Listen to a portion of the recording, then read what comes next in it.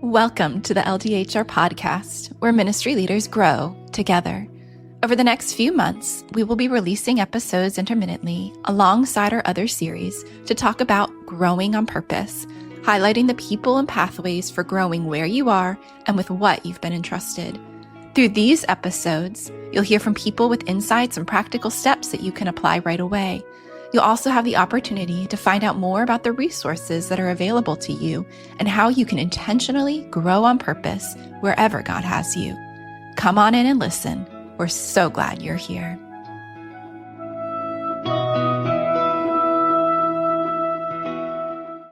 Bob Tiede, welcome to the LDHR podcast. I'm really glad that you're here. Beth, it's an honor. So, Bob, you've been on staff with Cru for 54 years. And during that time, you've worked in campus ministry. You've been the CEO of Josh McDowell Ministries. And then you served 22 years on the U.S. leadership development team, developing next generation of leaders with Cru. You also have a blog called Leading with Questions. And you've written 6 very popular eBooks all about questions, which we'll link to in the show notes below. But Bob, to start, can you tell us just a little bit more about yourself, where you live, what your current role is, and about your leadership development experience with Cru? Happy to do that, Beth. You know, when Sherry and I joined the staff of Cru in 1971, Bill and Vanette Bright, the founders, had only been on staff 20 years because Cru was founded at UCLA in 1951. But Beth, because we were 22 at the time, 20 years seemed like an eternity. We thought we'd be on staff a few years and see what would happen. And now 54 years later, obviously we have no ability to get a new job. We have loved every year. Yes, first years were in campus ministry, Colorado, state of Washington, Oregon. In 1979, the national director of Cru played matchmaker and brought Josh McDowell and myself together. And wow. 24 years partnering with Josh, learned so much from that dear brother. During that time, the doors to Russia opened. We led 18 major mission trips to Russia, taking 300 to 400 volunteers. That whole experience, we could talk for hours on the stories, but Josh McDowell changed me forever of seeing those open doors. We became a global ministry through that, where before primarily it was a U.S. focused. But we stepped away from that role in 2003 after a sabbatical. Cru brought us 7 opportunities, and the one that resonated was leadership development. And as you probably know, this is a great team. This isn't Bob by himself by any means. Well, I joined the team in 2004, and we planned the first emerging leadership development program that launched in 2005. And the mission was developing the next generation of leaders for Cru. Yeah. Again, there'd be so many stories. In that very first group was a young man. He was the campus director at the University of Georgia, David Robinson. Yeah, who is now our president. And so that mission of developing the next generation of leaders for Cru, when he was announced, it was like, yes, we did it. But guess what? In 15 to 20 years, almost none of our current leaders, perhaps including David, will still be leading. And so this mission of developing the next generation of leaders continues. You can never check the box to say it's done. But I'm continuing to have the time of my life. That's fantastic. Thank you so much for sharing all of that. And I know many of our listeners have benefited from the work that you've done, as many of them are in LDHR right now, continuing to invest in our staff and raising up those leaders. So you've written several books, but in your book, Now That's a Great Question, you start with a confession. What are you confessing in this book? Oh, my confession, as you introduced me and you share about the blog, in another month here in April, we'll be celebrating the 14th anniversary. It's followed by leaders in over 200 countries. Bob's written all these books. So you could think, I bet asking questions just comes naturally to Bob. And I say, oh, I wish it did. What comes naturally is telling. For most of my Cru career, I didn't realize it at the time, but now looking back, most of my Cru career, I was a benevolent dictator. My only paradigm of leadership was thinking the job of a leader is to figure out what needs to be done. And I did say benevolence. So grew up in a home where I was taught to say please and thank you. So Beth, if you'd been on my team, I don't think I ever would have said, hey, Beth, go do this. It'd been more like, hey, Beth, here's what we're working on. It'd really be great if you could please do this. But I was still delivering. I figured out and I kindly asked, you did it. I would have said, thank you. At a staff meeting, Beth, stand up. You all need to hear what Beth did. And I don't want to suggest we got nothing done, but I am saying my only paradigm is I thought the job of a leader was to figure out what needs to be done and then to tell your staff what to do. For me, that changed in 2006. Perhaps as seeing my background here, you can see I love books, especially leadership books. And in 2006, I discovered this is literally the book, the first edition of Leading with Questions by Dr. Michael Morkworth. As I read this book, first of all, it was a page turner. Second, it was filled with stories of leaders literally from around the globe, not just the US, who were leading with questions and the questions they were using. And as I read this book, I had only one question. Why hasn't anyone ever shared this with me before? I was like an instant convert. I mean, it just made sense. And I was already on the leadership development team. I began to teach out of it. And I found that others resonated with it just like I did. Like, why hasn't anyone ever shared this with me before? So that's what started the journey in 2006, teaching out of it. In 2012, one of our crew colleagues that I'm sure all would know, Andrea Buczynski, was leading our leadership development team, but I ran into her at headquarters, Lake Hart, and I noticed that Andrea had just recently started a blog. And I said, Andrea, you've started a blog. And she said, Bob, you need to start a blog. And I said, Andrea, why would I want to start a blog? And she said, well, let's sit down. And so we sat down. And within 5 minutes, she'd convinced me. One of the ways that we could better relate to our emerging leaders was to learn the language of social media. And that's what motivated me to start. And again, one step after another, and we're 14 years later. Yeah, that's amazing. I love those aha moments or those epiphanies and that reading that book of, wow, I've never heard this before, but it just really revolutionized the way you were thinking about leading. And I don't think you're the only one who has a tendency to lead by telling. I think that might be more natural to most of us instead. You also shared in your book the difference between a leader who is a diminisher and one who is a multiplier. What is that difference? And how can someone become a multiplying leader? Well, Liz, let me share this story. A number of years ago, I was attending the Willow Creek Global Leadership Conference, and one of the speakers was Liz Wiseman. And she'd written the book Multipliers, but I had not written the book. I just saw that Liz Wiseman's going to be talking about multipliers. And I walked into that session thinking, oh, this is going to be great. Obviously, she's going to be talking about leaders like me. And she started her talk by talking about diminishers. Well, you can, in English understand what that means, but I certainly would have never thought that applied to me. But her first thing that she said is that if you bring a problem to a diminisher leader, they solve it for you. Wait a minute. I love to solve problems with my staff. I love it when they bring me problems. And I thought that was a multiplier trait. But wait a minute. She said, staff come to you with a problem, you solve it. That's what a diminisher leader does. Huh. I'm sinking a little lower in my chair.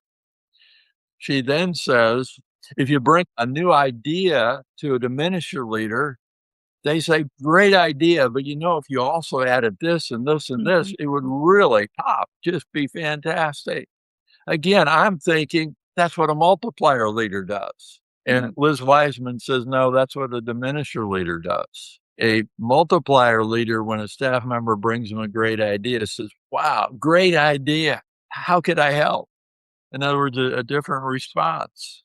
And then a third thing, she said, when a diminisher leader asks you to take on a new responsibility, they then spell out exactly step by step by step how you can do it. And again, that was me. If you'd been on my team and I say, hey, Beth, here's something I'd love for you to do. And he said, Bob, I'm happy to do it. Beth, pull out a notepad, take notes on your iPhone, wherever.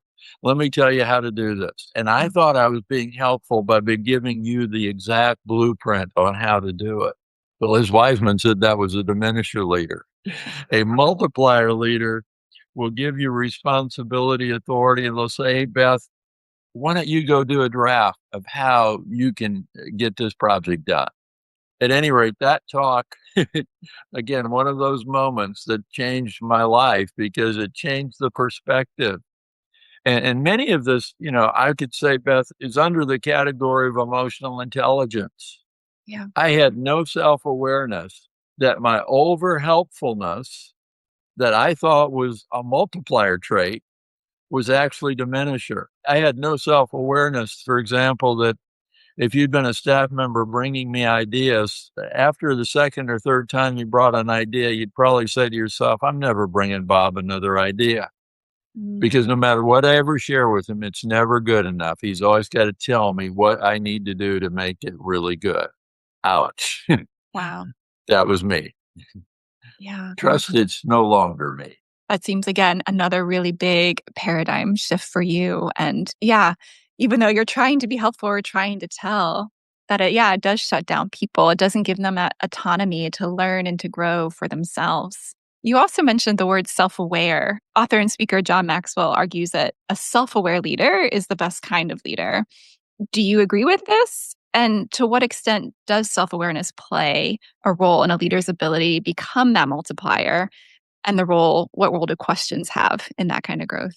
Yeah. I certainly don't want to claim that I'm an expert in self-awareness or emotional intelligence, but I have come to understand, just think about how telling or asking falls on those that you give leadership to. And I'll ask you a question. How have you felt whenever you've had a leader, somebody you report to, ask you, hey, Beth, what do you think we ought to do here? How did that make you feel? It makes me feel honored that they would trust or want to hear my opinion and my thoughts. Yeah. Without them using words to say, Beth, I value you. I think you have a lot to offer. Just by asking and listening, they've communicated that in a tangible way. Well, that to me is part of self-awareness. In other words, understanding when I say, here's what I want you to do, contrast, what do you think would be the best way forward? And one of my friends, and I think this is a great insight, says that when we tell staff what to do, they might write it down, they might even move to do it, but they don't own it. Yeah. But when we say, what do you think we might do here? And you answer, and I said, wow, that's fantastic. Go for it. Well, you're going to own it because it was your idea. You answered. Again, I think sometimes we think this area of emotional intelligence, and again, yes, we could all grow. Bob could grow a lot more. But if we can get it down just to a tangible, Bob can understand once that is shared there, wow, how much more powerful to ask what she thinks would be the best way forward and then encourage her to love that idea, go for it. That just that is going to be much more powerful than me saying, Beth, here's what I want you to do. Yeah. And you just contrast that. And I say, that's self-awareness and that's emotional intelligence. And is there more to both of those? Sure. There's a doable step that we can all begin to implement. Yeah. That's great. Hearing you speak, it does remind me of it does require a bit of self-awareness, but I think it also requires a bit of humility for a leader. Instead of having the answers and having them come up with the solutions, allowing someone else, I think does take a bit of humility to pass that on to allow someone else to grow. It does. And yet, here's another thing I've heard that just resonates with me. A leader who always tells their staff what to do, solves all their problems, gives them detailed instruction on how to do things. That leader may actually develop a group of followers, but a leader who leads with questions, in other words, who asks them what we need to do and gives them those opportunities, actually will be developing a group of leaders. And when you contrast it that way, yes, I want to agree there's humility there.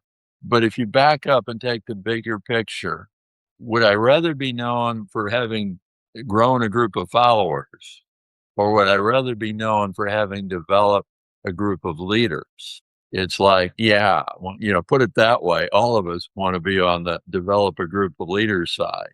And so how do we do that? One of the ways is asking them, what do you think? And letting them grow. They come with a problem. What are the options? What do you think you could do to solve that? And by asking questions, helping them grow. And yes, at some point they may quit coming because they think, and every time I ask Beth about this, she says, what do I think? So let me sit here and, oh yeah, here's what I think. Here's what I could do. Yeah, I don't think I actually need to go to Beth to have that conversation. I can play that conversation in my head now and see the way forward. Yeah. I really like that question. That's a good one to ponder on of no matter how we lead, we're developing people. So how are we developing them as followers or as leaders? Yes. Also in your book, you make a bold claim that you can teach anyone to lead with questions in just 30 seconds. Can you tell me more about that? Oh, I can, Beth. Whenever I speak, I ask my audience, who here would like to learn to lead with questions in 30 seconds? And every hand goes up. And Beth, today you're my audience. Okay. So out of that audience, I always pull out one person and ask them to come forward. And as they're walking forward, I say, the reason today that I've chosen Beth is I think she has a photographic memory. And they're always shaking their head no. And I say, yeah, I think Beth has a photographic memory. She's only going to have to hear my 4 favorite questions once. She'll instantly have them memorized because of that photographic memory and be able to share them. And so, Beth, I have a second hand on my watch. Okay. How this is going to work. The clock will start when I say my first favorite question. I'll share all 4. I'll then say, do you have them memorized? You will, because you have that photographic memory. And I'll say, share them with us. And upon you sharing all 4 successfully, the clock ends. So, Okay. Beth, no pressure, but okay, let's do this. Here we go. My first favorite question is, what do you think? Second, what else? Third, what else? Fourth, what else? Beth, do you have them memorized? What do you think? What else? What else? What else? Oh, my goodness. We've just set a new world record, 12 seconds. Now, Beth, some in the audience, I'm sure, that listen to this, just a little bit skeptical. Like, Bob, you can't ask somebody, what do you think? What else? What else? What else? Mm-hmm. And I say, well, of course not in that rapid fashion. Imagine a conversation. And Beth, when you ask that first question of someone, you're going to add a topic. Hey, what do you think we ought to do about? Mm-hmm. It could be solve a problem, take advantage of an opportunity, some issue. You're going to add a topic. And when you ask that question, you're going to get an answer. Now, before I understood this, I thought, ask a question, get an answer, cycle complete, move on. What I didn't understand is research I found, not my own, shows that when we're asked a question that requires us to share an opinion, we instinctively roll out a safe answer. We're testing the waters. And again, it's not that we completely think it through. We just protect ourselves. We roll out that safe answer. And so, Beth, if I asked you a question requiring you to share an opinion, you roll out that first answer. And I said, well, Beth, that's stupid. Everyone knows that. And I'll get nothing more. In fact, next time I ask, I'll get nothing. Mm-hmm. I said, wow, Beth, that's good. What else? Well, you relax and think, wow, Bob appreciates this and you'll give me more. Mm-hmm. Even then, I don't move on. Research shows that you actually get to their gold nugget, their very best thought with the third and fourth question. So after you give me that second answer, I'm going to grab a pen and say, Pat, this is pure gold. I've got to take notes. Please continue. What else? Mm-hmm. And you'll continue. There's a story told of an old gold miner who mined for gold, looking for a gold vein all his life, never finds it, quits. Somebody came along later and discovered the old miner was within 6 inches of the gold vein when he quit. Well, if you only ask somebody, hey, what do you think about something, get that first answer and move on, you're a little bit like that gold miner. You got close, but you didn't get to their gold nugget. You get to that with the third and fourth question. Now, let's back up, Beth. My first question was, who here would like to learn to lead with questions in 30 seconds? One of the things I love about leading with questions, is so many of the best questions are so simple. They're not long, complicated kind of questions. Sometimes you listen to talk radio and the question is longer than the answer. Well, that's really not how you do leading with questions. So if you've been a leader who only leads by telling, in your next meeting with one of your staff, one-on-one or with your whole team around the table, whatever the topic is, by just simply throwing the question out, and when they begin to answer, say, wow, that's good. What else? And what else and what else? Instead of, here's the topic, here's what I want you to do. Simply instead of leading by telling, leading by asking, you can begin to lead with questions with these 4 questions. Now, there's a few more, but these will get anyone started. That's great. It's so doable. Yes. Very simple, but it is that shift of and wanting curiosity to tell me more. And I love that picture of the gold miner. You're just so close. And where do we actually get to the goal? That 3rd or 4th question, I can see that of the first answer is just kind of testing the water. Is it safe? Do you really want to hear my opinion? And so keep on asking that. What else do you think? Tell me a little bit more. Allows them to go deeper. Oh, that's wonderful. So I was really drawn to the chapter that showed how statements can be turned into questions, can't they? One example you gave was to, instead of saying, let me give you some feedback on that, you could ask, how do you think that went? What went well? What would you do differently next time? We recently launched a new course on ldhr.org called Embracing Feedback, which aligns with this really well, inviting people to engage in their own learning and growth rather than simply telling. So why do you think this is a powerful question to help people in their own growth journeys?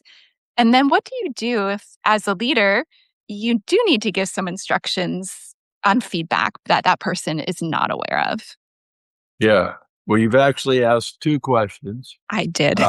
In the first one, I'd go back to a statement I shared earlier that one of my friends did, and that is when you tell somebody what to do, they write it down. They might even attempt to do it, but they don't really own it. Mhm. When you ask a question and they answer, people own their answers. And so in giving feedback, like the win acrostic is a good one. The W being for, what do you think went well? Mhm. For the W. For the I, what could you improve? And the third one is, what might you want to do differently next time? That was kind of the questions, the theme of what you were asking. But they're much more likely, actually, than next time to do several things they've thought of that would improve it. And it also, when they're giving that, somehow it doesn't have that same feeling as, Beth, let me tell you what you did wrong. Right. Let me tell you what you need to do next time. Again, you may write it down. You're a good staff member. You'll try it, but it doesn't feel good, even if have a humble spirit in accepting it. Even if you say thank you, there's something within you that exchange didn't feel really well. Some emotional intelligence there again. But your second question is, what can you do about a specific area? And I would say in giving feedback, both are needed at times, leading and telling. But here's a thought. If they haven't addressed a specific area, just name that specific area. Whatever that specific topic is that you want to address. How did you think that went? What could be done to improve that? What would you do differently next time? But just by drilling down on the topic, don't immediately say, well, there's one area that I wanted to give you some feedback on, and you go for it. I started with the general, what could be improved, and they didn't get to that one that you thought was the real thing. You can name that and say, well, on that part, how would you evaluate what went well on that part? And let them drill down. Now, there are times that their response might be, on how could you improve that? I don't know. Right. But here's a good question to follow that up with. Instead of saying, well, let me tell you, how could you find out?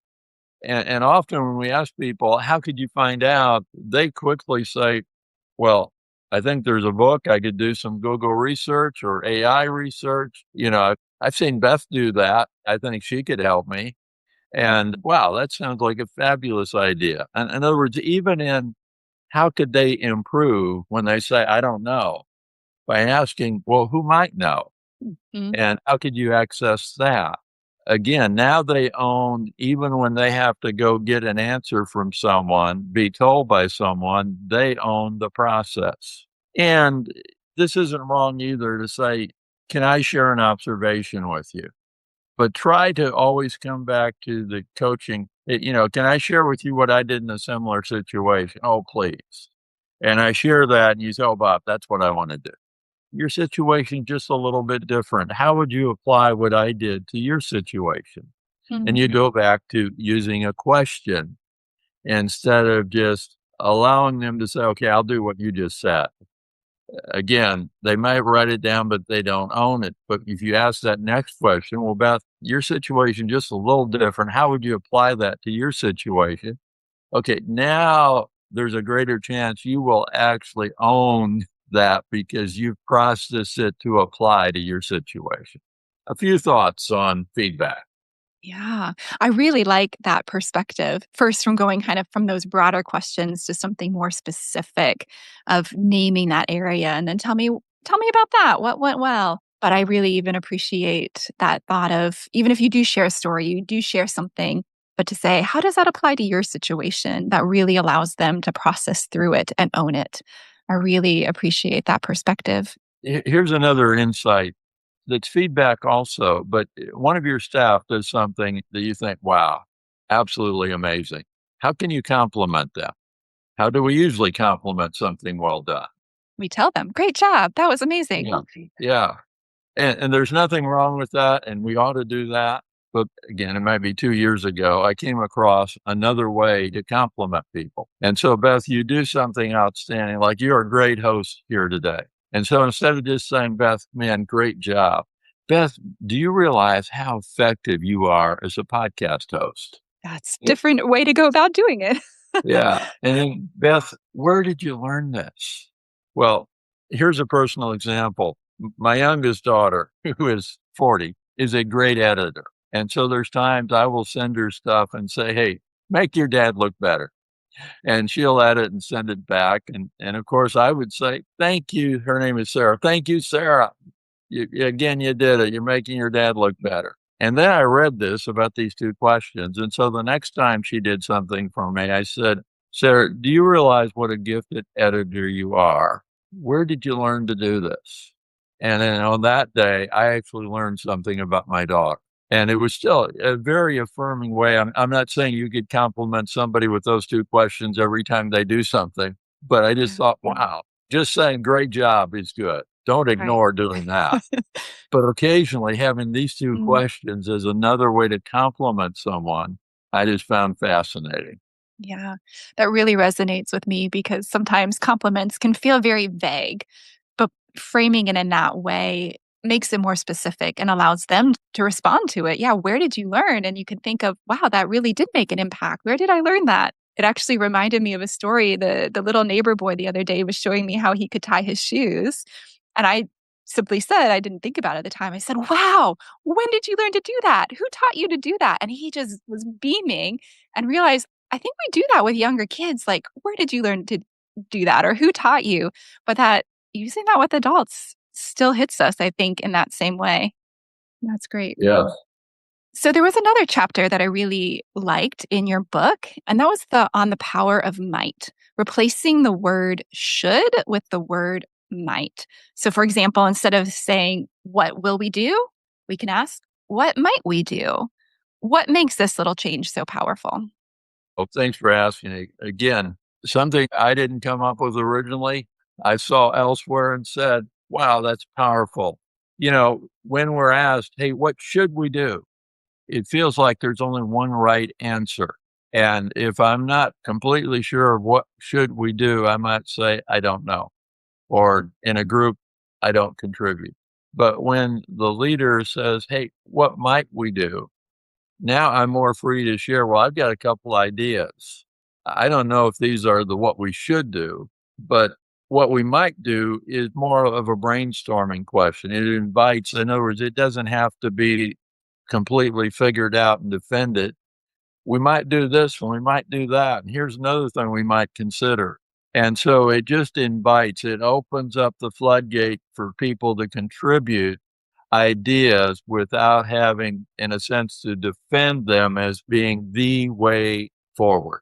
You hear more ideas, and in hearing more ideas, Beth, you just might hear an idea that you say, wow, that is the winner here. Well, prior to seeing this, I would never had thought about the power of might without it having been zeroed in, just to really think about the difference between being asked, what should we do here? What might we do here? And seeing the power of might opens up, gives people freedom to share their ideas, and you get more ideas, which increases the chance that one of them might end up being the one you choose to say, this is what we should do. Yeah, that makes a lot of sense. It gives a lot more freedom, I think, too, especially the people on your team who might be a little bit more hesitant to share, more quiet. It allows them to participate because, again, it's not the one right answer, but it allows some really good brainstorming. So, for our listeners who are leading in many different capacities all around the world, what would be the next step they might take today to grow into better leaders by asking questions? Well, the first one I'd suggest is go back to who here would like to learn to lead with questions in 30 seconds, those 4 questions. So just as you approach your next meeting with one of your staff or a friend, a ministry partner even, or your team around the table, no matter what the topic is, by just saying, hey, what do you all think we might do here? And then instead of, okay, I asked and we're done, wow, it's great. Beth, what else? And wow, let me take some notes here. This is pure gold. Beth, please continue. Say more about this. What else? Just with those 4 questions, think about applying that in your next meeting, one-on-one or with your team, and begin to see what happens. It's such a simple step. I recently read what Nelson Mandela said. He was asked about where he learned leadership. And he said, I learned leadership from my dad. When I was a young boy, my dad, who was a tribal leader, would take me with him when he met with other tribal leaders. And he said, my dad would always have all of us sit down in a circle. And no matter what the topic was, my dad would speak last. In other words, he would give opportunity to everyone else in the circle to share what they thought before he would contribute. And thought, wow, that's just another example of, hey, what do you think? Yeah. Hearing from your staff and what else before you speak. And it's not a matter of Nelson Mandela's father just, waited to then correct him and say, okay, here's the right answer. No, he listened, affirmed, and genuine, but just being the last to speak, he could hear and understand and absorb all of that to then know how to affirm and what the way forward would be versus him starting with his own idea. So that's number one. On a practical level, as you mentioned, there's 6 free eBooks. If they'll go to leadingwithquestions.com, on the top, you'll see the word books. Click on it, and you'll have instant access to all 6 of my books. I'd recommend this one to download first. Great Leaders Ask Questions. You can read it in 45 minutes. And it has, what do you think, and what else, but it has a number of other, as it said, a Fortune 100 list of questions that you can draw on. Fantastic. The second book would be Now That's a Great Question. And again, download it. It's free. The newest book, Success Unlocked, my blog has been out there now for almost 14 years. There's been over 1,300 posts. Wow. In this book, we used, analysis and chose the 39 most popular posts out of 1,300. And that's what's put in this book. 2 of them are authored by me, but 37 of them are authored by others who have been guest post authors on the blog. Another recommendation is subscribe. Everything is free. If you go to leadingwithquestions.com, cursor down a little bit, a place to enter your email address, hit subscribe, and you'll be joining those leaders in over 200 nations who are committed to increasing their leadership effectiveness. And again, subscribing is free. One or all of those ideas, Beth, would be great ways forward. Wonderful. We'll make sure we put a link to your blog on our show notes so people could easily find that. But Bob, thank you so much for joining me today on the LDHR podcast. It's been a really great conversation. Thank you for all that you're doing and helping make better leaders around the world. Beth, you're a fantastic host, and I really do want to know, how did you learn to do this? By listening to lots of other podcasters. Again, an honor to be with you. Thank you so much.